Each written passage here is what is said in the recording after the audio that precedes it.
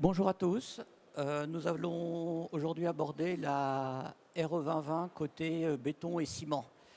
Donc la RE 2020 est entrée en application il y a une petite année maintenant.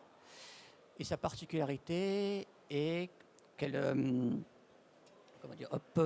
qu'elle est pourvue de seuils, donc, qui vont de 740 kg à 490 kg au fur et à mesure des années qui passent. Donc les matériaux de construction, comme le béton en particulier, ont une part dans ce poids carbone. Et par contre, la filière ciment-béton également se trouve face à des exigences réglementaires qu'elle doit respecter. Donc dans ce contexte, la filière se trouve finalement à un défi qui est énorme pour elle, puisque finalement elle doit se transformer intégralement.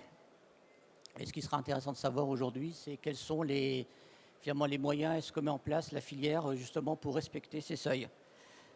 Et comment est-ce qu'elle appréhende les changements réglementaires. Pour cela, on a 4 invités, à savoir Philippe Herblin, qui est directeur de l'activité béton du SFIC, donc le syndicat français de l'industrie cimentière. Ensuite, nous avons Florent Dubois, qui est responsable de la construction durable au sein de Lafarge France, qui est aujourd'hui une filiale du groupe cimentier suisse Holcim. Pierre Exer, qui est responsable de la prescription de Vicat, qui est un groupe cimentier français indépendant. Et enfin, Jean-Christophe Trassard, directeur marketing de l'innovation d'Ecosem, donc groupe franco-irlandais qui est fournisseur de laitiers moulus d'eau fourneau, mais également de solutions décarbonées. Par contre, je reviens à la RE 2020, puisque j'avais parlé de seuil à ne pas dépasser, excusez-moi. Et je souhaiterais que M. Herblin nous rappelle un petit peu à quoi correspondent ces seuils exactement. Oui, effectivement, la RE 2020 a fait apparaître 6 indicateurs qui la composent avec des performances à atteindre. Des indicateurs étaient déjà connus pour la partie énergie, comme le BBio, le CEP ou le CEPNR. Les valeurs donc, qui ont été évoquées à l'instant concernent ces nouveaux indicateurs, en particulier l'indicateur carbone construction, qui porte spécifiquement sur l'ensemble des produits et des équipements qui composent l'ouvrage complet. La décomposition par convention et pour simplifier un petit peu les modélisations, de façon à harmoniser les choses, s'effectue en 13 lots qui correspondent évidemment à l'ensemble des travaux ou des parties de travaux qui constituent l'ouvrage. Évidemment, les lots 2 de fondation et infrastructure, le lot 3 pour la superstructure concerne particulièrement les solutions ciment et béton. Et les valeurs de seuil qui ont été évoquées à l'instant, de 740 kg en 2022, qui vont descendre jusqu'à 460 en 2031, portent sur le résidentiel collectif. Il y a une même série de valeurs qui sont indiquées pour les résidentiels individuels, également pour l'ensemble des autres destinations aujourd'hui couvertes, typiquement les bureaux et les enseignements primaires et secondaires. Ce qui est intéressant de constater aujourd'hui, c'est que ces efforts-là sont à concevoir à l'échelle du bâtiment. Ainsi, l'ensemble des lots 2 et 3 qui concernent souvent évidemment notre matériau et nos solutions constructives représentent pour des bâtiments multi-étagés de factures relativement courantes, et ça sur à peu près toutes les implantations territoriales, approximativement un tiers de l'impact total de l'ouvrage, effectué donc sur des analyses de cycle de vie tout au long de ces processus. Et donc ça veut dire qu'il y a 2 tiers qui concernent aussi les autres composants d'un ouvrage, les autres équipements d'un ouvrage, et que finalement la performance à terme, pour parvenir à satisfaire l'exigence de la RE 2020, mais plus philosophiquement à prendre le bon virage de la transition énergétique et écologique, c'est tous ensemble qu'on pourra le faire. Merci pour cette première petite explication. Et j'ai une autre petite question à poser également. On parle de béton, de ciment bas carbone. Mais je voulais savoir, est-ce que c'est vraiment la bonne terminologie à utiliser? Et finalement, le cas échéant, quelle serait cette terminologie et où en sont les choses aujourd'hui? Donc je passerai la parole à Florent Dubois là-dessus. Bon, alors, la fameuse question. Je dirais que, je reprends un peu le débat sur la terminologie du genre des mots, etc. Je pars aussi je pense que le bon terme, c'est aussi celui qui trouve son emploi naturellement. Et c'est celui qui est le plus visité aujourd'hui par les concepteurs, par les acteurs de la filière. C'est peut-être pas le terme parfait, mais on comprend bien derrière que ça veut dire qu'il y a toute une nuance de formules de béton et de solutions béton qui ont un impact carbone ou sur le changement climatique, pour être précis, réduit par rapport aux solutions courantes ou aux solutions les plus utilisées. Maintenant, une fois qu'on a dit ça, ce qui est important, c'est quel poids carbone on a pour chaque béton en face de quelle performance rendue sur chantier pour l'ouvrage fini en termes de durabilité, de résistance, etc. Les performances classiques des bétons. Donc ça, c'est une caractérisation technique qui va bien au-delà juste d'un nom générique de béton bas carbone. Et c'est ce qu'on est en train de caractériser beaucoup plus précisément au sein d'une commission, d'un groupe d'experts, en fait, pour être précis, au sein d'une commission béton de l'AFNOR. Donc on est en train de travailler justement avec les constructeurs, les fabricants de produits de solutions béton, de béton prêt à l'emploi, de liant, pour définir les classes de réduction carbone qui permettront de bien spécifier au moment de la conception avec voilà, les exigences techniques et environnementales associées voilà, aux formules de béton. Est-ce que vous savez à quel moment cette commission va finir de travailler? Alors, je pense qu'il y a des... J'ai plus exactement le calendrier en tête. Et d'expérience, j'arrête de m'engager sur les délais de livraison des normes. Mais M. Trassard, peut-être? Oui, bonjour. Alors, je fais partie de ces commissions, ce qu'on appelle, alors, sans rentrer dans le jargon, je vais d'abord faire un parallèle, effectivement, quand on parle de bas carbone, comme disait mon voisin, c'est un peu compliqué. Il y a bas carbone, plus bas carbone, encore plus bas carbone. Je ne ferai pas la blague de Coluche d'il y a quelques années, plus blanc que blanc, ou les supermarchés, il y a un peu de perdition. Donc, vous avez des sociétés qui ont des produits qui sont extra bas carbone, ultra bas carbone, et c'est vrai qu'il y a pas mal de confusion. Donc au sein de la commission béton, qui est la P18B, il y a ce qu'on appelle un groupe d'experts solutions bas carbone, GESBC, avec dedans des task force, donc vous voyez, ça se divise. Et la task force numéro 2, pilotée par Jean-Marc Potier, le président du SNBPE, porte effectivement sur les définitions. Donc on a bon espoir qu'à la fin 2023, qui est un petit peu voilà, l'objectif, est-ce que ça va déraper ou pas, c'est jamais évident, mais l'ensemble des travaux du groupe d'experts solutions bas carbone vont aboutir, dont celui-ci. Et comme disait mon collègue, l'objectif c'est vraiment de clarifier et d'avoir un langage, au moins en français, parce que je ne vous parle même pas de la remontée au niveau de l'Europe, qui soit à peu près entendable pour tout le monde, et surtout pour la chaîne de valeur. Un maître d'ouvrage, un maître d'œuvre, un bureau d'études, quelqu'un d'indépendant, et qu'on ne soit pas perdu avec des extra, super, ultra. Merci. Et justement, puisqu'on est toujours dans ce bas carbone, je voulais savoir, quand vous êtes chacun des représentants de sociétés industrielles, je voulais savoir quelles sont votre vision respective du bas carbone en tant qu'entreprise, et quelles sont vos offres également du moment pour répondre finalement à ce besoin de décarboner la construction. Je passe le micro à mes voisins. Donc chez Ecosem, qui est une société effectivement franco-irlandaise qui existe depuis 20 ans, on n'est que dans les solutions, ce qu'on appelle de binder, donc de liant bas carbone. On était connu, ou on l'est encore, pour ce qu'on appelle le laitier de haut fourneau, qui est un coproduit et non pas un déchet de l'industrie sidérurgique. Mais moi qui suis en charge désormais du marketing et de la communication, on ne parle plus véritablement de laitier désormais, mais de ciment et de liant bas carbone, puisqu'on a toute une gamme. En France, on va avoir une demi-douzaine de ciments bas carbone, qui sont l'ensemble des CEM3, un CEM6 qu'on a lancé il n'y a pas longtemps, et d'autres produits qui arrivent. Donc nous sommes seulement sur des produits qui sont normés et conformes effectivement à l'EN 197.1 ou 5 et qui sont particulièrement bas carbone. Pour répondre à ce que disait Frédéric, effectivement la prochaine étape c'est d'aller plus loin. C'était bien introduit au début avec les seuils de la Euro 2020, où on pense qu'on peut les anticiper. J'étais hier à Bruxelles avec la Commission européenne sur le Fit for 55. Il y a des solutions.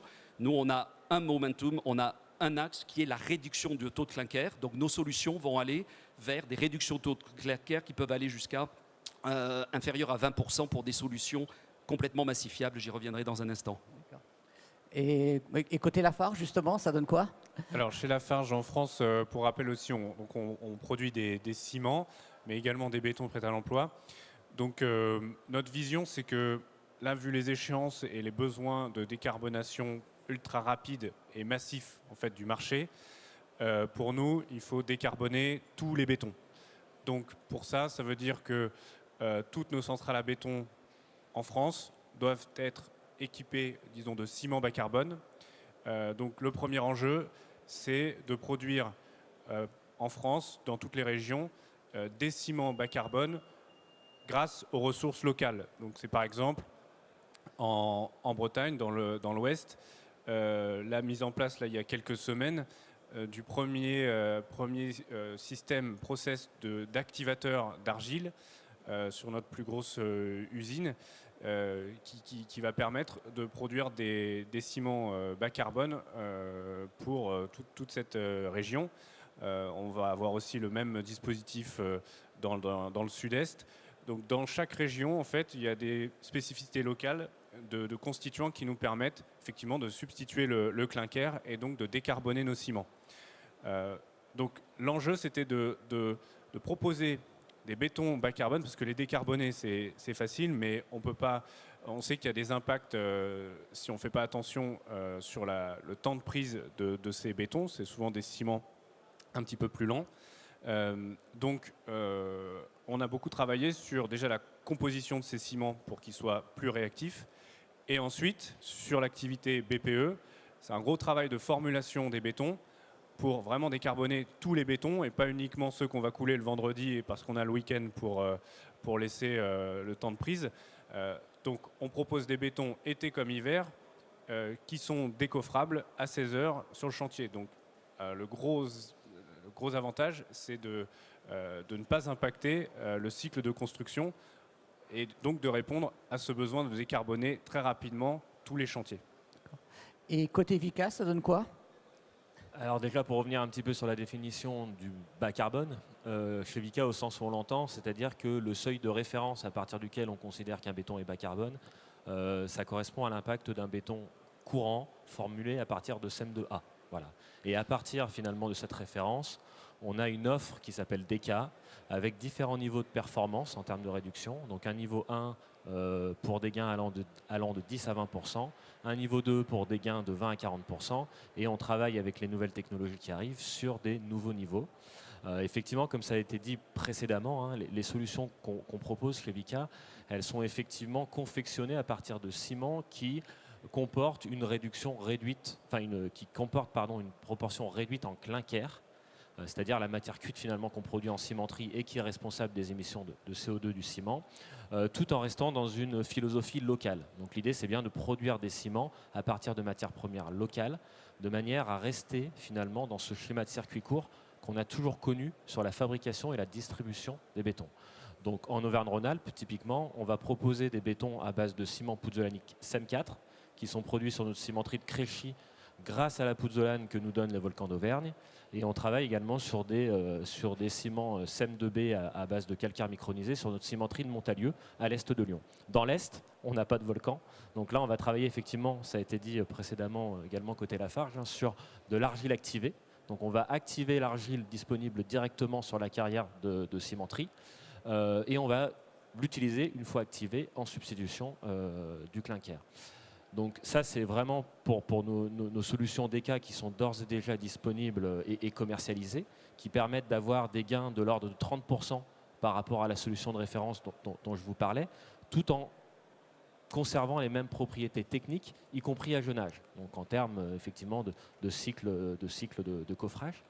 Bien sûr, on travaille sur d'autres typologies d'innovation. On a notamment lancé un liant qui s'appelle Cara, qui intègre une matière biosourcée, donc ce qui permet de stocker durablement finalement le CO2 contenu dans cette matière biosourcée, en l'occurrence du biochar, et de réduire de 90% à peu près l'impact carbone par rapport à un béton de référence. Et puis c'est tout frais, hein, vous l'avez peut-être vu sur les réseaux sociaux. On a officialisé une joint venture avec MatterUp dans le but de produire et commercialiser des ciments à base d'argile crue. Voilà pour Vicat. Justement, là, vous venez tous de présenter, on va dire, plus des solutions produits, mais qui dit produit dit également entreprises qui les mettent en œuvre. Est-ce qu'éventuellement, on peut encore aller beaucoup plus loin dans la décarbonation du côté entreprise, par exemple en modifiant la manière de travailler de ces entreprises ou éventuellement en adaptant le matériel? Parce que là, on va à moins 30, moins 40, moins 50% couramment. Est-ce qu'on pourrait aller à moins 80, moins 90% et au-delà? Peut-être Monsieur Trassard, peut-être pour commencer.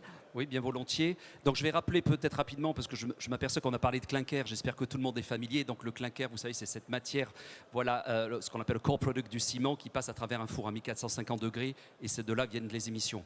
Donc il faut se souvenir, je vais vous citer pas beaucoup de chiffres, mais de 2 chiffres. Le taux moyen de clinker dans les ciments en France, d'ailleurs c'est la même chose en Europe de l'Ouest à peu près, c'est 74%. Donc l'enjeu, et je pense que les 4 interlocuteurs parlent de réduction du taux de clinker, c'est vraiment de le réduire et de façon massive, comme le disait mon voisin. Donc nous sommes convaincus qu'on peut descendre de façon drastique, puisqu'on a sorti, vous avez peut-être entendu parler, une solution qui s'appelle ACT, qui est inférieure à 20% de clinker. Donc on passe de 74% à 20%. Et effectivement, ce n'est pas des produits de niche, parce qu'il existe beaucoup de produits qui peuvent avoir des limitations. Donc je reviens sur ce point-là, comme disait Frédéric. L'enjeu, effectivement, d'avoir les bons ciments. Certains ciments peuvent demander des adaptations. Donc des adaptations, ça peut demander à l'organisation des chantiers d'être modifié, et on veut l'éviter. Si vous demandez, je ne sais plus qui disait tout à l'heure, de faire seulement des coulages un vendredi après-midi pour revenir le lundi matin, ça veut dire qu'effectivement, il y a 4 jours sur 5 où vous ne travaillez pas. Donc avec des CEM 3, A, B, C, qui sont riches en laitier, on peut avoir cette impression-là. Mais moi, j'ai 3 arguments là-dessus. Premièrement, c'est on n'a pas les mêmes exigences, je disais en préparant la réunion, quand on fait une centrale nucléaire ou un petit pavillon ou une école maternelle dans un village. On n'a pas tout à fait les mêmes exigences de rotation du chantier, d'organisation, donc de rotation des banches. Deuxième point, vous avez des banches désormais qui ne sont pas forcément des surcoûts monstrueux, qui sont isothermes. Vous avez même des chauffages intégrés. Enfin, on fait des parallèles avec l'Europe de l'Est ou l'Europe centrale où il fait beaucoup plus froid. Je vous rassure, on coule en hiver, même quand il fait moins 20 degrés. Donc c'est faisable et ce n'est pas forcément avec des surcoûts monstrueux. Et troisième point, il n'y a pas de représentants des adjuvants. Donc les adjuvants, vous connaissez certains d'entre vous, ce sont ces produits qui sont en taux vraiment minimes, qui sont de la chimie, qui peuvent apporter une trace carbone assez importante. Mais ne vous inquiétez pas, quand on fait le bilan du ciment, donc du béton, avec les adjuvants et même parfois des adaptations de chauffage, l'important, et quelqu'un le disait juste avant moi, c'est le bilan global du poids carbone du béton. Donc voilà 3 axes qui permettent de vraiment oser et aller vers des ciments qui sont réellement bas carbone et surtout massifiables et plus être dans des niches. Est-ce que côté Lafarge et Vicat, pareil, vous avez aussi un avis justement sur ces éventuelles modifications des habitudes de chantier, ou vous trouvez que ce n'est pas forcément une bonne idée? Non, je pense que de toute façon, les efforts sont à faire partout. Et c'est en collaboration avec les entreprises, avec les maîtres d'ouvrage, qu'on trouve la bonne solution pour chaque chantier. Il n'y a pas de solution universelle. On sait booster les formules si on veut tenir des temps de décoffrage. Il y a des adjuvants, il y a des techniques de formulation qui le permettent. On peut pousser les objectifs de décarbonation à 70-80% de réduction de CO2 si on le souhaite.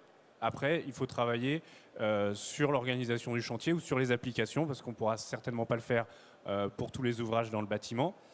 Donc il y a vraiment un mix de solutions à définir par chantier.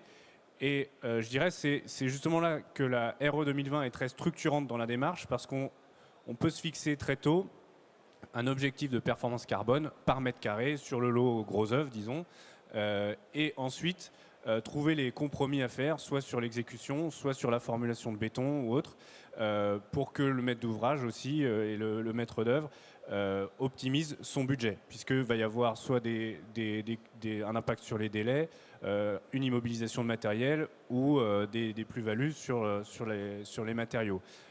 Donc c'est des compromis à trouver par chantier.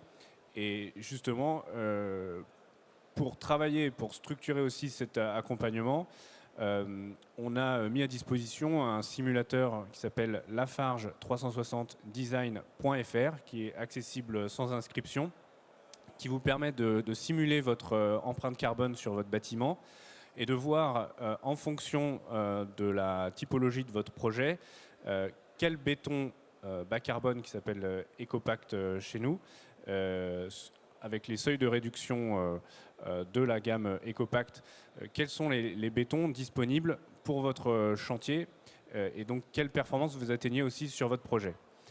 Donc ça permet d'accompagner la conception et suivre cette performance pour optimiser le choix de solution. Alors, du côté Vicat, donc, bon, effectivement, comme ça a été dit précédemment, on peut évidemment travailler sur la mise en œuvre pour aller plus loin dans la décarbonation.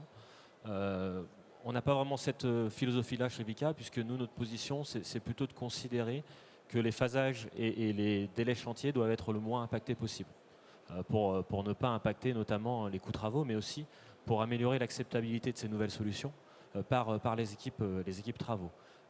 Donc on est très attaché à ce que finalement nos nouvelles solutions, nos solutions bas carbone, présentent un comportement similaire à celui qu'on peut avoir sur des bétons standards. Si je prends par exemple l'exemple du ciment CEM4, il est peut-être moins performant effectivement que d'autres solutions d'un point de vue purement environnement, d'un point de vue carbone. En revanche, il offre des montées en résistance équivalentes à ce qu'on en a avec des ciments standards. Et donc, c'est parfaitement adapté pour certaines typologies d'ouvrages, notamment en période hivernale, ou alors pour des ouvrages qui ont des temps de coffrage très courts. On parlait effectivement du coulage le vendredi pour le décoffrage de lundi. Typiquement, une rotation de banche pour un voile, c'est le jour pour le lendemain. Donc, on souhaite que les solutions qu'on propose permettent de rester finalement dans ces cycles et dans ces techniques de coffrage actuelles. Et on retrouve cette même philosophie dans les nouvelles solutions qu'on développe. Les premiers démonstrateurs qu'on a pu réaliser avec le lit en Cara confirment ce qu'on a pu constater en labo, c'est-à-dire qu'on a priori, et ça a été confirmé par les équipes chantier, un comportement semblable à ce qu'on a sur des bétons standards, y compris finalement à jeune âge. Je me permets juste un petit mot un peu complémentaire. On a fait un focus ici qui est très intéressant sur la phase chantier, réalisation, construction. Je pense que comme ça a été un petit peu évoqué, c'est un travail collectif. Et le collectif et la chaîne de valeur, c'est aussi le maître d'ouvrage. C'est aussi donc son programme. C'est aussi l'ensemble de la maîtrise d'œuvre, l'architecte, l'ensemble des bureaux d'études qui doivent aussi appréhender cette nouvelle façon de construire. Donc savoir concevoir avec ces nouvelles impositions-là, la prendre en compte, faire des cahiers des charges qui soient aussi adaptés. Pour que l'entreprise réalise bien, il faut que ce soit bien conçu avant. Donc c'est vraiment un effort qui doit se mener sur l'ensemble de la chaîne de valeur, comme ça a été dit tout à l'heure. Et effectivement, il y a un fort impact, une forte conséquence plutôt, qui se déroule au niveau du chantier. Mais si on prépare bien le chantier et que cette conception-là, elle est vraiment faite le plus collectivement possible et transversalement possible, on arrivera à des solutions performantes à coup sûr. Ça veut dire pour un maître d'ouvrage, par exemple, de revoir le cas échéant ses délais et pas de demander la livraison pour la veille parce qu'il a tardé lui-même à prendre sa décision. Je l'aurais peut-être pas dit aussi abruptement, mais effectivement, il est possible qu'il y ait certains repères qui doivent être modifiés. On a parlé au tout début on connaît tous la transition énergétique. On parle d'un long parcours, d'un long chemin, sans doute d'un ou plusieurs virages. Aujourd'hui, on est dans le premier virage. Accrochons-nous. Ça va peut-être secouer derrière. Il y aura peut-être des lacets plus serrés. Mais ce parcours-là, il faut qu'on le fasse ensemble. Et il faut qu'on le fasse par étapes. Donc oui, au début, il ne faut pas tout bousculer. Il faut y aller doucement pour l'acceptabilité de tous, l'usager aussi. C'est essentiel. Donc on est sur ce chemin-là et on essaie d'accompagner et d'être présent sur l'ensemble des actions de la construction avec nos solutions pour accompagner toute cette démarche de transition et montrer qu'il n'y a pas forcément une baguette magique ou un matériau magique qui va d'un seul coup tout transformer. Oui, je crois que ce serait un peu facile de rejeter la question sur le délai du maître d'ouvrage. Par contre, notre mission, et je m'inscris effectivement dans ce que disait Pierrick, notre première mission, c'est déjà de proposer des solutions performantes, efficientes, qui ralentissent pas les chantiers, parce que le béton est un mode constructif très performant de ce point de vue-là, donc ce serait dommage de perdre cette qualité. Par contre, ce qui est certain, c'est que le choix des bétons et l'orchestration sur les chantiers et sur tout l'acte de construire se complexifie parce que le béton qu'on choisissait plus ou moins parce que c'était tout le temps le même et tout se passait bien comme ça, cette façon-là de concevoir les projets ne va plus être possible avec le choix et la spécification de béton avec des performances carbone attendues. Donc déjà, ces prescriptions-là se complexifient, il faut le maîtriser jusqu'à l'exécution. À cela s'ajoutent peut-être des démarches d'innovation avec des systèmes constructifs sous ATEX qui demandent un suivi un petit peu plus rigoureux jusqu'au chantier, parce que voilà, on va vers une combinaison de solutions. Donc, quand même, le champ se complexifie côté maîtrise d'ouvrage et côté maîtrise d'œuvre, et c'est un fait, et nous on doit s'inscrire là-dedans, le faciliter, enfin, c'est comme ça que je le perçois. Donc voilà, c'est vraiment une répartition des rôles intelligente qui fera que les délais ne seront pas ou quasiment pas impactés, mais je pense que c'est ça qu'on doit viser. Oui, je voulais revenir sur le timing, quand on dit voilà, il faut que les gens s'approprient ces technologies-là, l'acceptabilité, c'est tout à fait vrai. On est sur un sujet de structure, de bâtiment, de grosses œuvres. N'oublions pas, j'étais hier avec mon collègue, le directeur général d'Ecosem pour le Benelux. Quand je lui ai dit le taux de clinker que l'on a ici de 74%, là-bas il est inférieur à 30%. Les CM1 et les CM2, pour ceux qui connaissent, donc les deux catégories de ciment les plus utilisées, en France, c'est à peu près 80% de part de marché. Là-bas, ils en ont à peine. Ils en ont à peine. Donc le CM1 en génie civil, mais sinon, il y a des pays, et chez les Scandinaves, on peut avoir des taux aussi selon les pays similaires. Donc c'est faisable, les solutions existent, il faut juste un petit peu oser. Deuxième message que je voulais faire passer, parce qu'on a parlé tout à l'heure des normes, et sans reciter des jargons imbuvables, il faut savoir que la beauté en France, je le redis, j'étais hier à Bruxelles, la Euro 2020, c'est vu comme un exemple français, et tout le monde, alors d'abord il faut qu'ils la comprennent, nous on l'a mis en place, mon collègue le disait tout à l'heure, depuis peu, on a un beau retour d'expérience, l'acceptabilité là, il n'y a plus de bataille des matériaux, mais il faut savoir qu'on a créé des jaloux dans le bon sens du terme.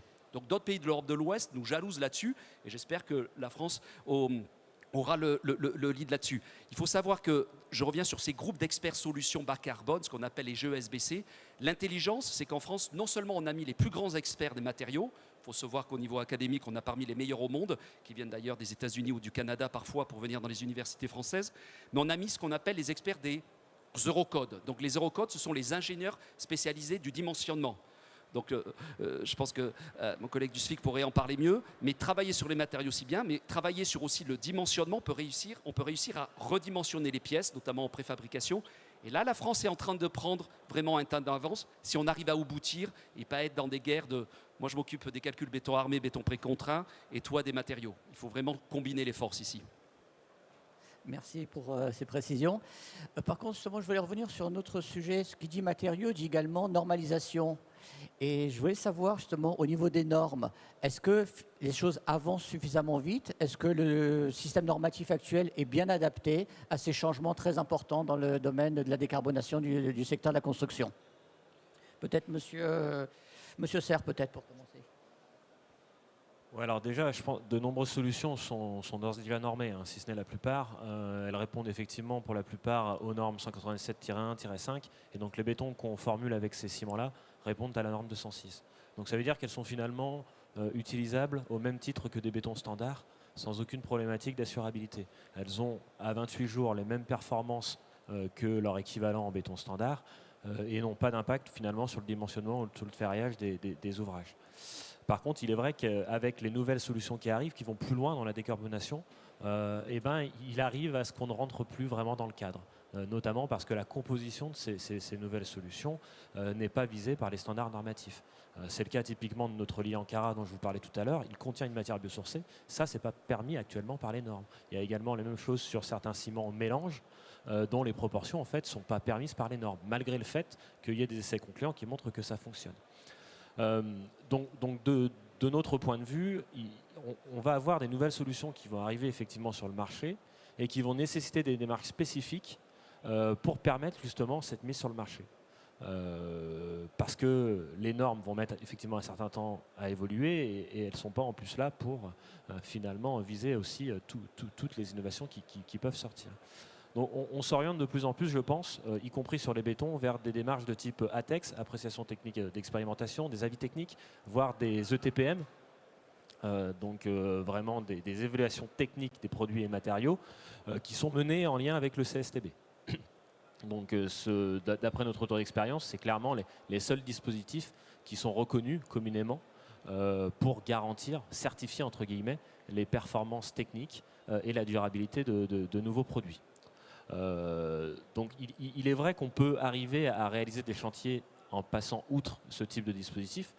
C'est notamment ce qu'on a fait en bonne intelligence avec la maîtrise d'œuvre, la maîtrise d'ouvrage, l'entreprise, le bureau de contrôle pour les planchers du siège de Léon Gross à Bron, donc qui sont réalisés en béton à base de Cara.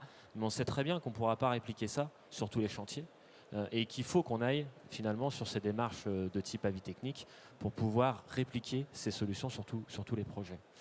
Bon, force est de constater par contre que c'est quand même des dispositifs qui sont assez longs, de l'ordre d'une année, voire plus, qui sont assez coûteux également, entre les frais inhérents à l'instruction en elle-même, mais aussi aux justificatifs à développer, les essais, les études.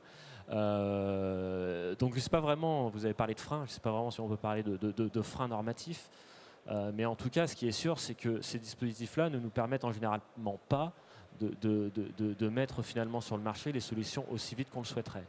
Voilà. Et étant donné l'enjeu environnemental auquel on doit répondre, le rythme de décarbonation qui nous est notamment imposé par l'ARE 2020, je ne suis pas vraiment sûr que ces dispositifs et les délais de ces dispositifs soient parfaitement adaptés. Voilà. D'accord. Oui, allez-y, monsieur Trassard. Alors moi, à la question, je vais répondre. Oui, c'est un blocage. Oui, c'est un frein. Oui, ça ne va pas du tout assez vite. Et je vais vous dire pourquoi très rapidement. Donc, a été très rapidement cité les deux dernières normes, ce qu'on appelle l'EN 197-1, qui est la référence, et la -5, qui est sortie au début de l'automne dernier. Excusez-moi, Alors, la dernière, ce sont deux normes ciment. des normes ciment, pardon.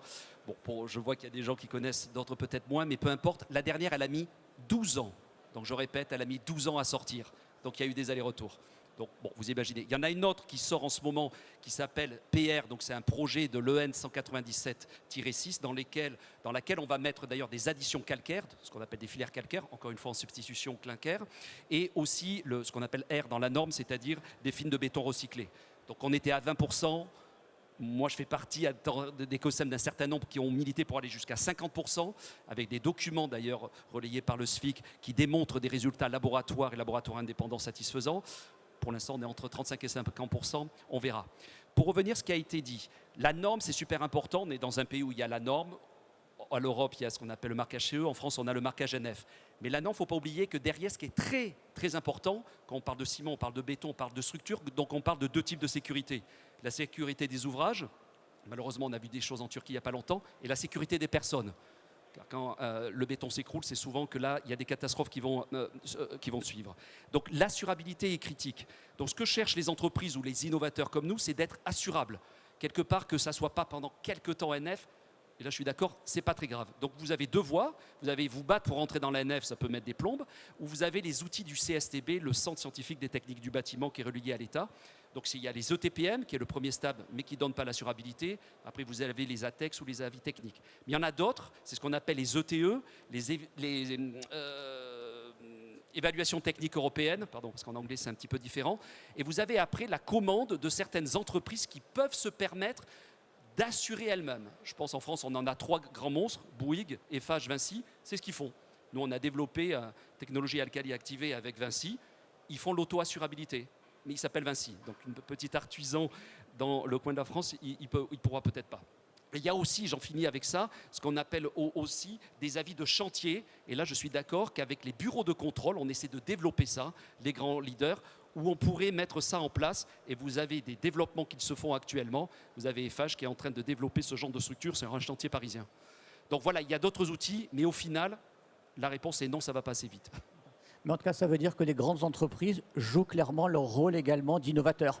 La chaîne de valeur, c'était dit tout à l'heure, et les grandes entreprises, on a la chance d'avoir les plus grands leaders mondiaux en France, eux ont ce pouvoir-là, parce qu'évidemment, voilà, quand un des trois dit « j'ai confiance dans cette solution-là », ils ont des experts béton, parmi les plus renommés d'ailleurs en Europe, c'est qu'ils savent de quoi ils parlent. Et donc ça veut dire que l'entreprise plus petite peut éventuellement se lancer sur les mêmes produits en disant « si le gros l'a fait, je dois pouvoir le faire aussi ».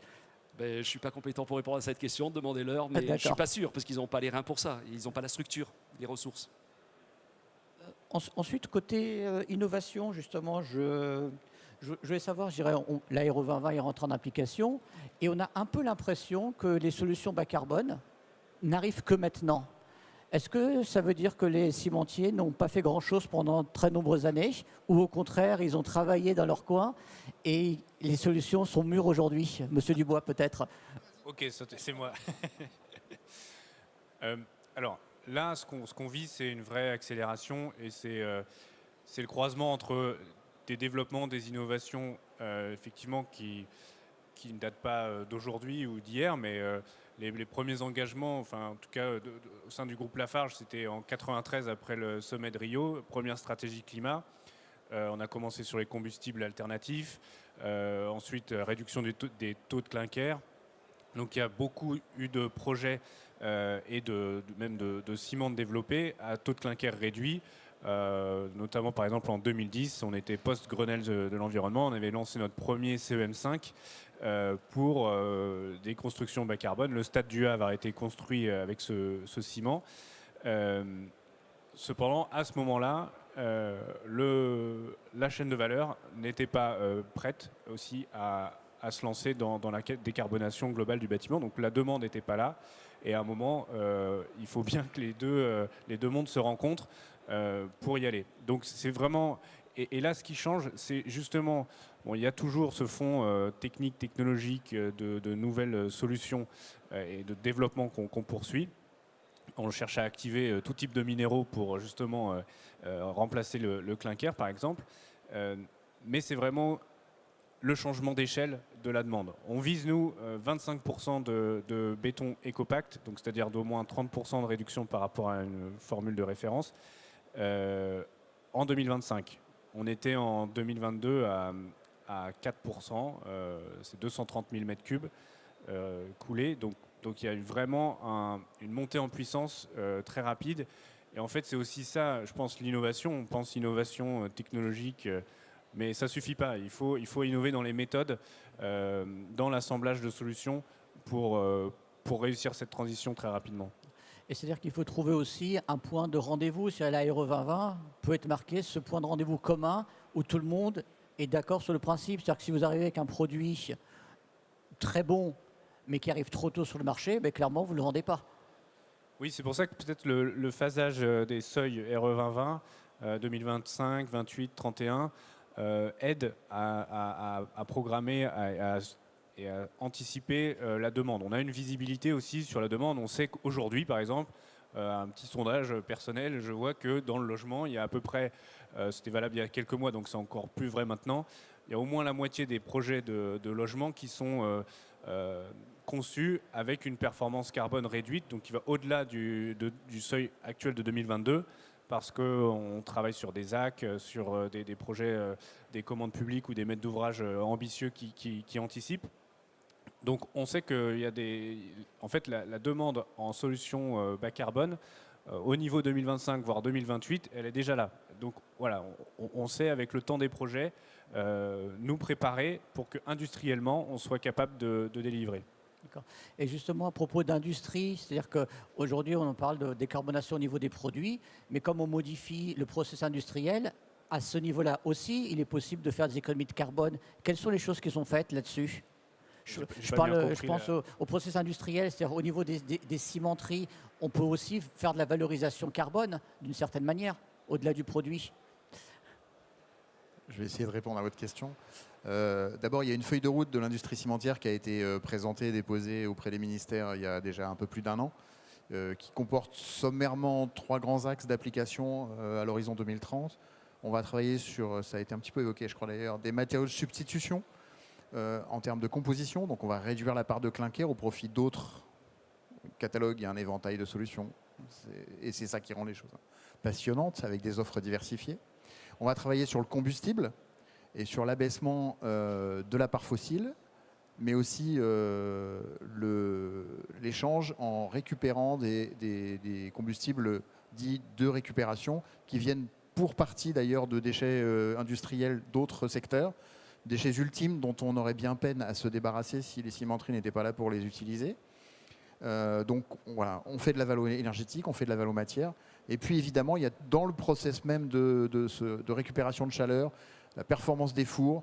On va travailler beaucoup sur la performance industrielle. Il y a différentes pistes. Il y a des systèmes de préchauffage, par exemple, qui permettent d'apporter le produit en préchauffage à température autour de 600, 700, 800 degrés, ça dépend un petit peu des systèmes, ce qui permet d'avoir un gap vers 1450 degrés qui est évidemment moins important, donc moins énergivore, en récupérant la chaleur du four et en préchauffant les systèmes. C'est un des aspects, il y en a d'autres. Voilà, donc des technologies aujourd'hui qui sont en déploiement, adaptées à chacun des sites industriels, par la spécificité de ce site, par la capacité et la pertinence par rapport aux produits qu'on veut délivrer. Ça, c'est en cours. Et en 2030, on serait à moins 24% sur l'ensemble de l'industrie cimentière en termes d'impact d'émissions de CO2. Pour aller au-delà, parce que la transition, on parlait de virage tout à l'heure et de long parcours, on sait qu'on a un cap 2050. Le rapport du GIEC du début de semaine nous a rappelé cruellement nos enjeux. Il y aura d'autres solutions. On parle de carbone, on parle de stockage de CO2. Le stockage de CO2, quand on le capte, l'une des solutions, c'est de l'enfouir en mer du Nord. C'est évident que quand on est dans une des entreprises qui se situe en Auvergne-Rhône-Alpes, la mer, c'est loin. Donc, on ne va pas forcément choisir ces options-là dans ces endroits-là.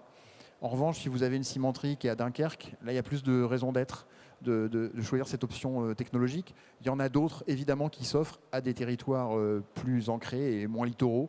Voilà. Ça demande de l'innovation, ça demande des gros investissements, ça demande des déploiements. Ça se fait à l'échelle France, mais ça se fait aussi à l'échelle Europe, parce que je pense que nos voisins se préoccupent beaucoup de ces solutions-là, beaucoup de ces initiatives-là. Et finalement, les bonnes idées de nos voisins peuvent aussi être implantées chez nous. Et ça se passe même inter-industrie, parce qu'il y a aussi des rapports de proximité ou de comparabilité des problématiques entre les sidérurgistes et les cimenteries, par exemple. Donc on peut prendre les bonnes idées des autres et les ramener ici.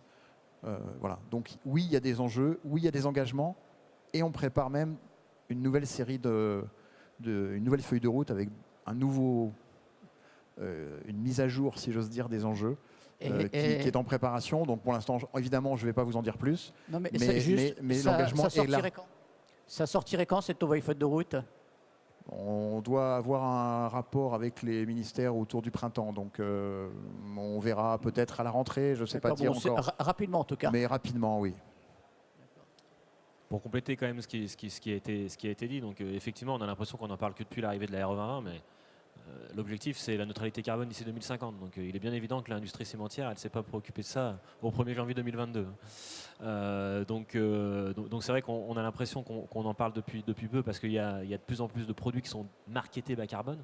En tout cas, elles font beaucoup plus parler d'eux. Mais pour vous donner un exemple concret, nous, depuis les années 70, pour compléter ce que tu disais, on travaille sur la substitution des combustibles fossiles par des combustibles de substitution, qui sont en général des déchets du territoire.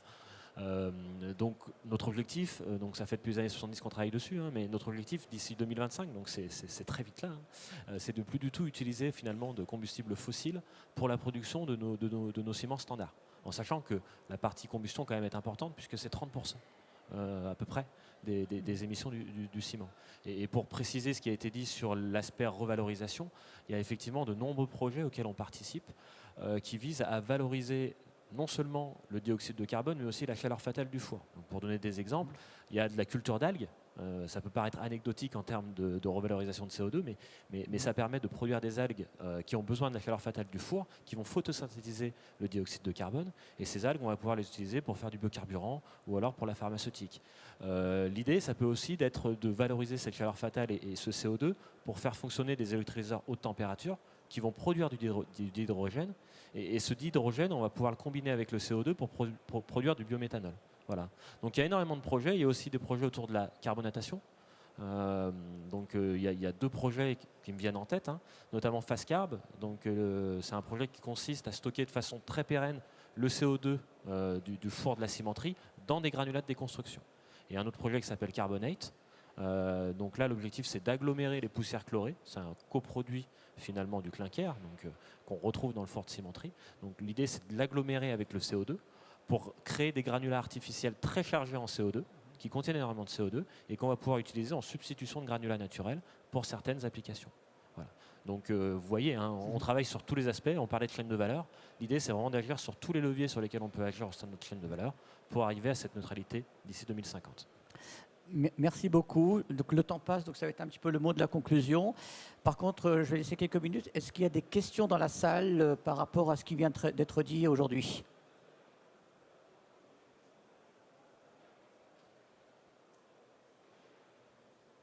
Je vois que visiblement, je crois que vous avez été très très clair.